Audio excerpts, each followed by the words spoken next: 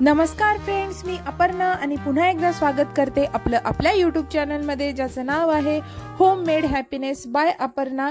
कसे आहात तुम्ही सर्व? मजेत आहात ना? आशा करते की तुम्ही सगळे मस्त असाल, स्वस्थ असाल आणि एकदम आनंदित असाल। तर आजचा अजेंडा आहे kitchen pantry organisation, cleaning and organisation असं काहीसं आहे।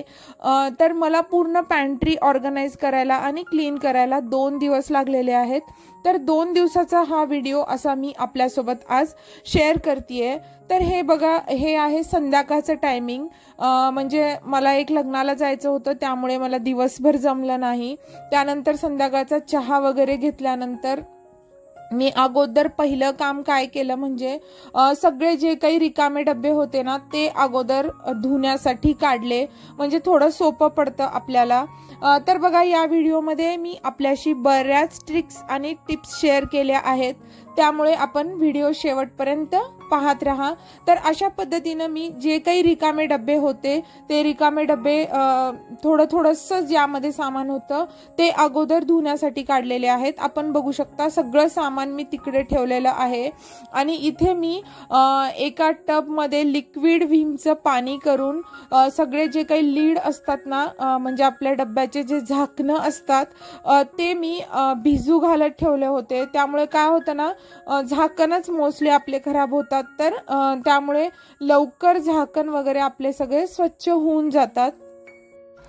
काय झालेलं ना, पॅन्ट्रीमध्ये भरपूर म्हणजे जास्तीचं जे सामान असतं ते जेव्हा असतं तेव्हा मोठे डबे लागतात, पण ते रिकामे झाल्यानंतर त्याची अडचण होते। तसंच काहीसं माझ्यासोबत झालं होतं, त्यामधलं सामान संपलं होतं। त्यामुळे मी काय केलं ना, ह्यावेळेस जे थोडंसं सामान होतं ते छोट्या डब्यामध्ये काढलं आणि मोठे जे डबे आहेत ते मी सर्व काही घासून स्वच्छ पुसून कोरडे करून वरती ठेवून टाकणार आहे। आणि मोस्टली जरीही स्टील आपल्याला चांगलं असेल प्लास्टिक पेक्षा, तरी सुद्धा मी सगळे स्टीलचे डबे मोस्टली काढून वरती ठेवणार आहे, कारण की स्टीलच्या डब्यामधलं ना काहीही लवकर सापडत नाही। घाईच्या वेळेस असं होतं ना की या डब्यामध्ये काय, त्या डब्यामध्ये काय, असं आपल्याला झाकण ओपन करून प्रत्येक वेळेस पाहावं लागतं। तर ते मला करायचं नव्हतं, त्यामुळे मी काय करणार आहे, हे जे डब्बे मी सध्या धुतीये ना, स्टीलचे 1 ते 1.5 किलोचे डब्बे असतील हे मोस्टली, तर आता हे रिकामेच होणार आहेत। तर ते मी पूर्ण घासून स्वच्छ वरती ठेवून टाकणार आहे। जशी मला रिक्वायरमेंट येईल ना त्या डब्याची, म्हणजे मला ते यूज करता येतील। आता जे आहेत ते डब्बे तर आपल्याला काहीही करता येत नाही, त्यामुळे मी तसं थोडंसं करणार आहे यावेळेस चेंज पॅन्ट्रीमध्ये। तर त्या लीडच्या पाण्यामध्येच मी काय केलं होतं ना, डब्बे भिजत घालून ठेवले होते, म्हणजे थोडंसं त्याच्यावरचे जे डस्ट पार्टिकल आहेत किंवा चिकट वगैरे चिकटलेलं आहे ते लूज होईल आणि व्यवस्थित अशा पद्धतीनं लवकर माझं काम होईल। तर आपण बघू शकता माझे छोटेसे हेल्पिंग हँड्स मला किती हेल्प करत आहेत। मोस्टली सगळे घासून दिलेले डब्बे म्हणजे तिकडे बेडशीटवर ठेवण्याचं एक मोठं काम यांनी केलेलं आहे। आणि इकडं उत्कर्षचं मॅगी बनवणं चाललेलं आहे। म्हणजे मी मॅगी जास्ती देत नाही, पण महिन्यातून एकदा किंवा 2 महिन्यातून एकदा अशी मॅगी बनते। मुलांना असं नको वाटायला की आपण मॅगी म्हणजे खायला आपल्याला मिळत नाही, त्यामुळे मी जास्ती नाही, पण महिन्यातून एकदा किंवा असं जेव्हा मला काही काम असतं त्यावेळेस मी मुलांना देत असते मॅगी। तर त्याला मॅगी बनवायला येते, जवळपास चहा कॉफी बनवायला, मॅगी बनवायला येते, पास्ता बनवायला येतो। अशा पद्धतीने काही कामे मी मुलांना शिकवत असते। माझ्यासोबत त्यांचं ऑब्झर्वेशन चाललेलं असतं आणि ते शिकण्याचा प्रयत्न करतात। आणि मीही त्यांना मोस्टली जे डेली रुटीनचे कामे असतात ना ते मी लावतच असते त्यांना, म्हणजे त्यांनाही थोडी समज येते। पहिल्या दिवशी रात्री ना मला जवळपास 10 वाजले पूर्ण माझं काम व्हायला, आणि व्हिडिओ मी एवढा फास्ट फॉरवर्ड केलेला होता तरी मी भरपूर पोर्शन यामधलं स्किप केलेलं आहे। म्हणजे एडिटिंग करताना मी भरपूर पोर्शन काढून टाकलेला आहे, कारण की व्हिडिओ खूप लांब होत होता। पण तेवढे डब्बे आपण व्यवस्थित शिस्त धुवून लावायचे, म्हणजे वेळ तर लागतोच, त्यामुळे मी व्हिडिओ खूप फास्ट फॉरवर्ड केलेला आहे। आणि आले माझे परत छोटेसे हेल्पिंग हँड्स। आपण पण बघा प्रत्येक वेळेस डब्बे पालते घालायला तो मला किती मदत करत आहे आणि मला बरीचशी मदत त्याची झालेली आहे। तर याचं मॅगी पण बनवणं झालेलं होतं, म्हणजे जवळपास सगळं बनवणं झालं होतं, फक्त मिक्स करायला येत नव्हतं। तर मिक्स करून दिलं आणि प्लेटमध्ये ओतून दिलं, एकाच प्लेटमध्ये दोघांना पण दिलं। Our hearts beat to the city streets. We began to feel the fire. We rise like tall buildings as the chemicals they take us higher. The night's young and it's just begun as she puts her hand in mine. आणि माझं आपण बघू शकता किती घरामध्ये पसारा पडलेला आहे, सगळं अस्ताव्यस्त झालेलं आहे। पण आपल्याला आपल्या डोक्यामध्ये आपल्या कामाची क्लॅरिटी असेल ना तर आपण व्यवस्थित कामे करू शकतो। म्हणजे जसं की मी हे काम कशासाठी करतेय, मला कशा प्रकारे करायचं आहे, म्हणजे या कामाने मला काय मिळणार आहे, अशा काही गोष्टींची जर क्लॅरिटी असेल ना तर आपल्याला कामाचा अजिबात कंटाळा येत नाही। आणि आता बघा हा आहे दुसरा दिवस आणि वाजलेले आहेत सकाळचे 11। तर जवळपास माझं सगळं काम झालेलं आहे, देवपूजा म्हणजे स्वयंपाक मी बनवून ठेवलेला आहे, म्हणजे जवळपास माझं सगळं पूर्ण काम झालेलं होतं। वॉशिंग मशीनचा मी लोड केलेला होता आणि वाळतही घातलेला होता। जसं की मी आपल्याला बोलले मला 2 दिवस लागले, तर मला दुसऱ्या दिवशीही पूर्ण डब्बे आज पूर्ण क्लीन करून काम संपवायचं होतं। त्यामुळे मी सकाळी आज लवकर उठून सगळं पटापट आवरलं आणि डब्यामध्ये मी अशा पद्धतीने करणार आहे ना ज्या पद्धतीने मला सोपे जाईल। आणि Our hearts beat to the city streets. We began to feel the fire. We rise like tall buildings as the chemicals they take us higher. The night's young and it's just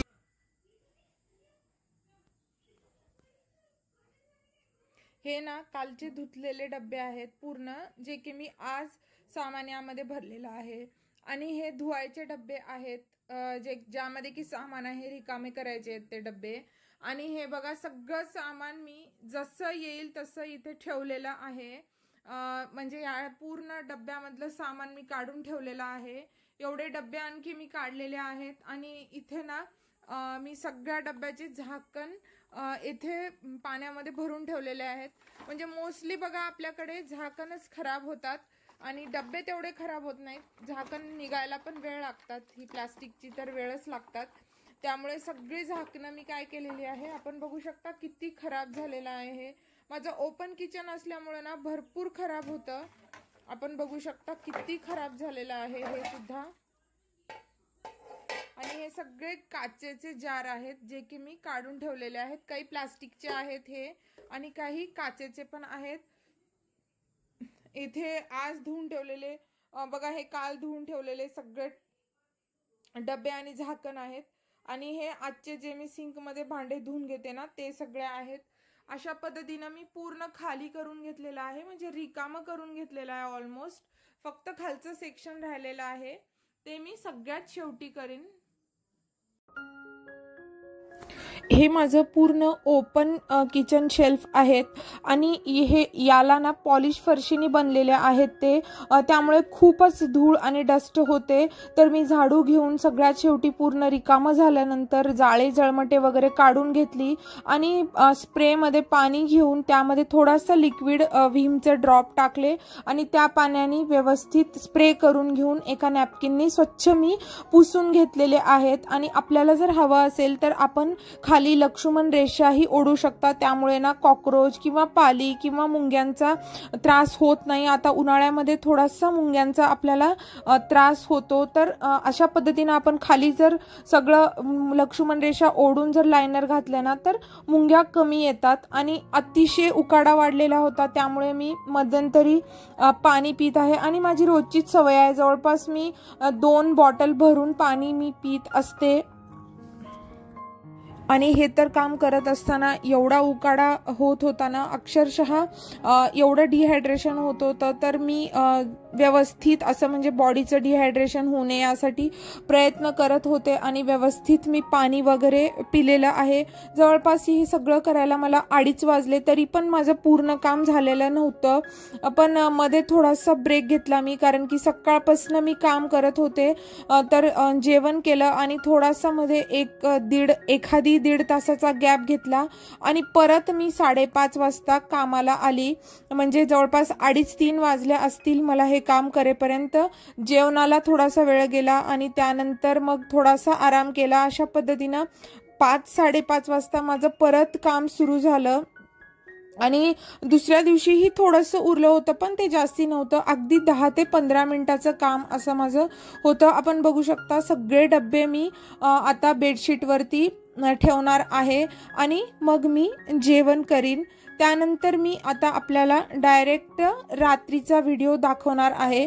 आणि आणखी एक tip म्हणजे हे काचेचे जे असतात ना जार वगैरे, तर ते धुताना खाली नॅपकिन स्प्रेड केलेलं आहे मी आणि त्यावरतीच मी हे घासून घेत आहे. कारण की गडबडीच्या वेळेस असं होतं ना, खाली थोडंसं जरी टच झालं तर जार आपले ब्रेक होऊ शकतात. त्यामुळे धुतानाही मी सेम तसंच केलेलं, म्हणजे विसळतानाही खाली नॅपकिन ठेवलेलं आणि त्या नॅपकिनवरतीच मी हे काचेचे जार पालते घातलेले. त्यामुळे तडे पण जाणार नाहीत आणि काचेचे जार फुटणारही नाहीत.